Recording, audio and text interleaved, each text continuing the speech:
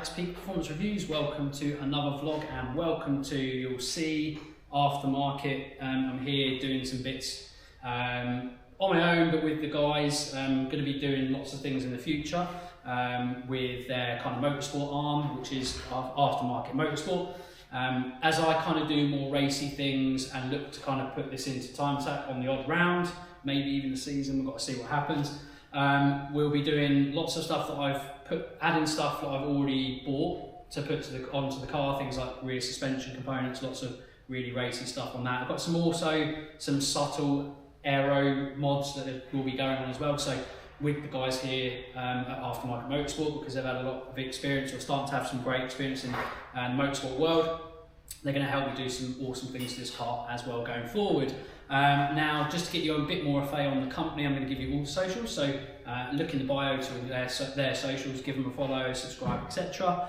And yeah, like I say, they're going to be awesome. We're going to be doing a lot of things in the near future with them, as well as this today. So, bit of an update video more than anything. I haven't done anything on this for a while. I was saying to Peter, who is here, that I actually haven't driven this car for about 4 or 5 weeks. It's got a little weird running issue. You probably saw my last video on this. And it's kind of compounded and started to get a little bit worse. So it makes me think it's something mechanical, boost related. The car feels beautiful, sounds beautiful, but it just hesitates a little bit on boost. So I want to make sure that I get that sorted so I can kind of enjoy the car a lot more. If you have been following my Supra content, you'll know that I've got 400 horsepower more that I haven't even felt on this car yet. So it'd be nice to feel that. So got to get that sorted, and then I've got a few things planned for it, including potentially a Snetterton time attack round as well. Kind of heard it here first. If you've seen or followed me on Instagram, you'll see on my lives I've probably mentioned it, but almost certainly confirmed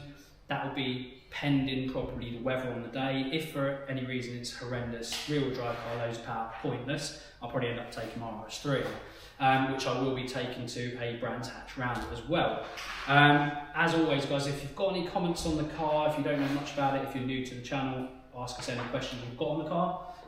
Quick synopsis of the car: Mark IV Supra, manual, 1,251 horsepower and high boost on K16 race fuel, and circa 750, 800-ish horsepower on its lowest boost setting on V-Power, and about, I think it's 1,050-ish on the highest setting on pump fuel. So that's the brief synopsis on that. What are we doing today? I'm going to do some remedial kind of mechanical work, chasing a boost leak. I've got a few things I noticed that the MOT had noticed that there was a bit of rub on a few pipes that need some orientation changes. One is a boost pipe, which is not good, and that's where we think probably the boost leak's coming from. We'll see that in a minute, but I'm going to first do the, there's a line, a big dash and 16 fitting that is for the breather system. It literally is rubbing, again, the wheel, both parts. That side is rubbing on the boost pipe, and this side is running on this breather pipe.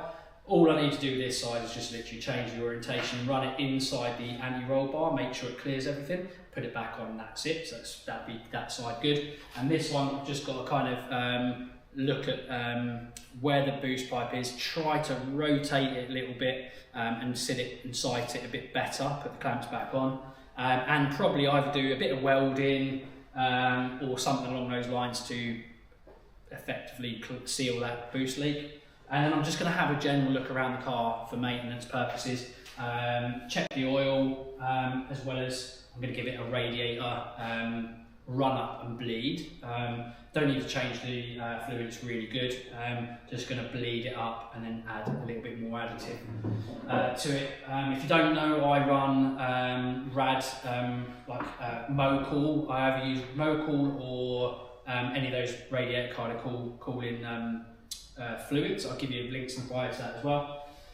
But yeah, without further ado, let's get on because got lots to do. So yeah, where I was saying this side is basically, I have disconnected it just there. There is an aftermarket cooling system on this, or should I say, sorry, breather system that I've fabbed up and manufactured myself.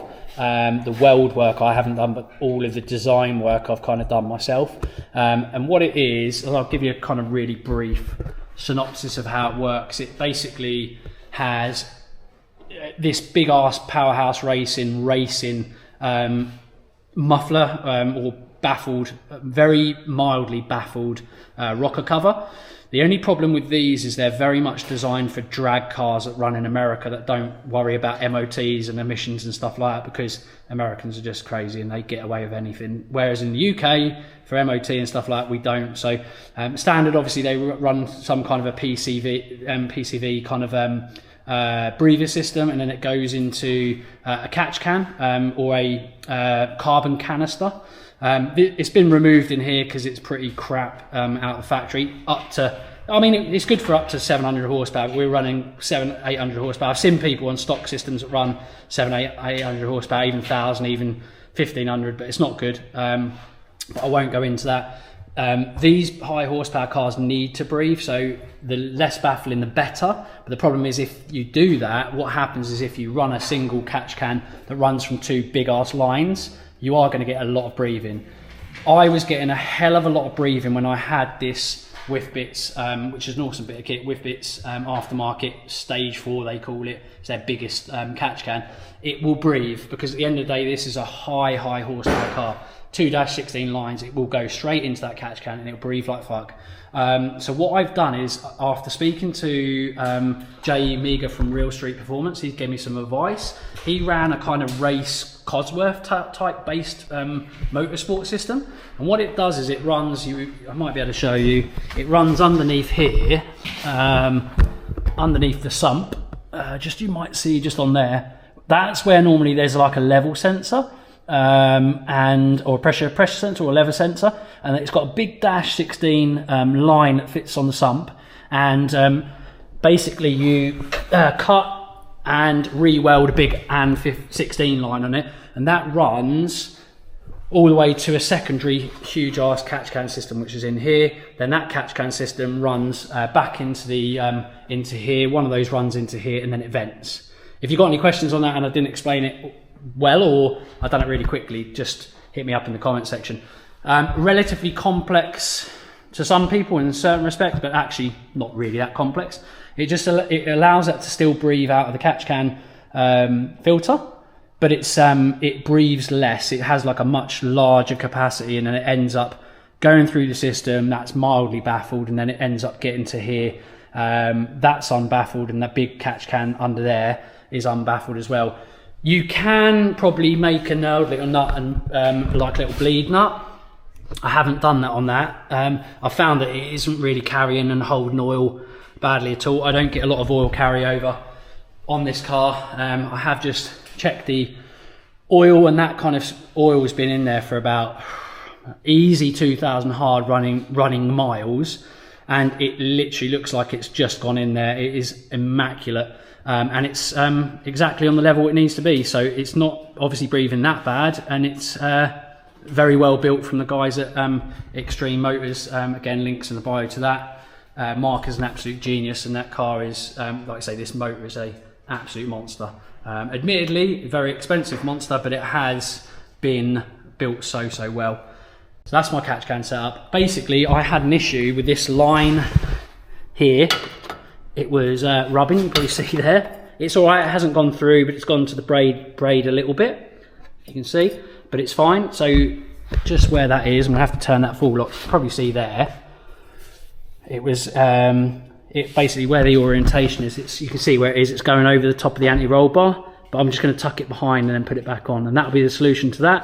And that should be clear of any, tyres, but as you can see, it's mad, it rubs through the metal, but it just shows you how strong tyres are, because there's no marks whatsoever, but clearly it is the tyre that's been rubbing. But yeah, so that's that issue. You'll see this issue. You might laugh, or you might not, but we've got another issue up here. Look at that. I didn't realise how close that was, but that boost pipe is, yeah, no, there is pretty much a hole in there, so that will need welding up, and we're going to need to fuck around with this pipe a little bit and see if we can twist it to avoid it touching on that tyre. They are the main things I've got to do today. Watch on and I will sort them out. So as you can see, like I say, it hasn't worn through that, thankfully, so I'm not going to worry too much about that minusculely, I suppose, cutting the external part there really, because it's fine. It's not gone porous, and it is only a breather line anyway. But it's fine, it hasn't gone through the braid, nowhere near. But obviously, as you can see, I've changed the orientation so it's over the top of the anti-roll bar. And probably at the time I wouldn't have thought about it. I probably didn't have loads of time at the time I'd done this, because knowing me, most of the time I never have loads of time. But that is way better. So that sorted that issue, and I've looked and kind of seen how all the other bits are going to kind of move around, and that should be hunky-dory. So that sorted that side.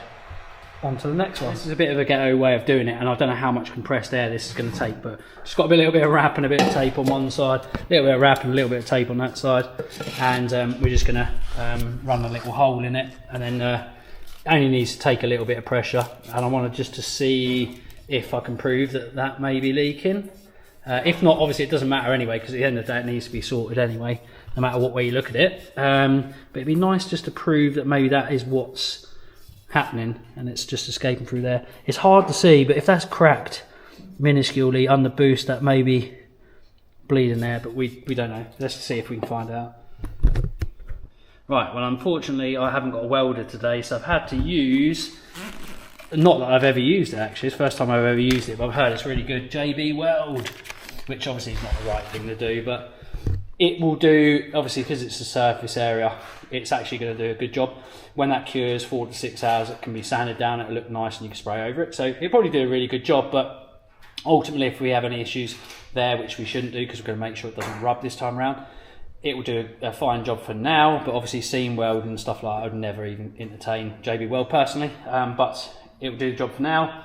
However, we kind of pressure tested it, and it doesn't appear as though there's any leak there, so still need to be done, because obviously it would have got to a point where any other rattle or bump may have like caused a fracture, and then there would have been a boost leak there. But it appears as though I don't know, but there was a horrendous factory bracket that was on the car that must have been protruding and somehow jumped into part of the intercooler. Now I'm worried it might have pierced a hole in it, and that will explain running issues and a boost leak. But I'm going to check out, I'm going to do a pressure test. Got a little bit of wrap on there, going to put some pressure in there, and we should be able to squirt some water on it, get bubbles out of there, or even hear it leaking. Yeah, see what's going down. Yeah, we have tested actually all of these lines. There didn't appear to be any leak in there, as we said, but they're also, we leak tested everywhere, and it appears as though there isn't boost leaks, including down on that intercooler. So we've put this back on. I've done a bit of a ghetto fix initially for here because the pipe clearance isn't very nice. I've got a lot more now, but I'm going to take it off another day. Now I've kind of extended the clearance. It's much better. This pipe feels like it's on so much better.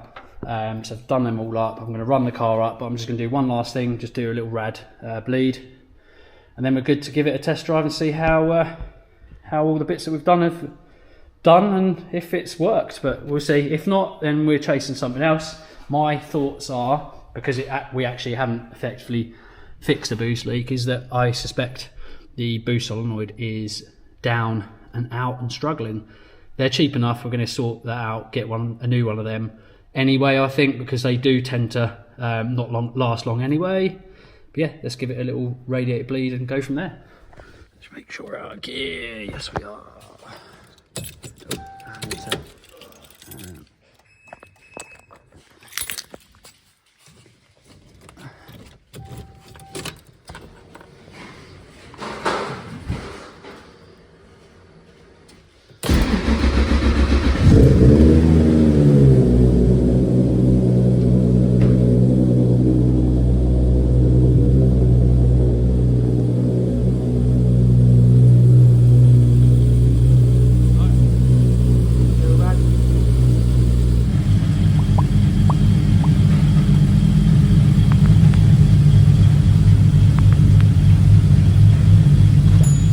Jobs are good.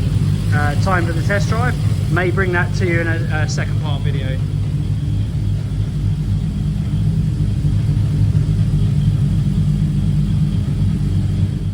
Right guys, so that is the end of my video. Sorry, I wouldn't say it was a short one because I was chatting loads, so I suspect this is a relatively long one, but ultimately I'm going to do a second part to this video to let you know if what I've done has helped it. But my thoughts are it probably shouldn't, because to be fair, it doesn't appear as though we can see any obvious boost leaks. That being said, things that I had on there needed to be sorted, so I've done those, which is really nice. Orientated the pipe a lot nicer, sits nicer, shouldn't move as much and not twisting while it's where it is and situated, which is really good. Sorted that out over that side as well, which is amazing. So everything's sorted on that front that I really wanted to do. The next thing to do, I think, is you may have heard me probably try and talk over the car, but you'd never probably have heard me. I'm going to check the boost solenoid. I'm going to whack it out rather than even, you can pull them out and you can test them with a 12-volt battery, but to see if they're working the way they are. But while you've got something out, for how inexpensive they are, they basically do shit out once they're about kind of 4, 5 years, 6 years old, and that kind of boost solenoid will easily be 4 or 5 years old, and it's getting a lot of heat under that engine bay. So it's better just to buy a new one, wire it in, give it a little run, and then we'll start having to trace other things if it still doesn't sort it out. Anyway, massive thanks to Aftermarket for allowing me to use a ramp, and in the future there's lots of exciting videos coming up. Again, links in the bio to all their stuff. If you've got any comments, as always guys, hit us up in the comment section.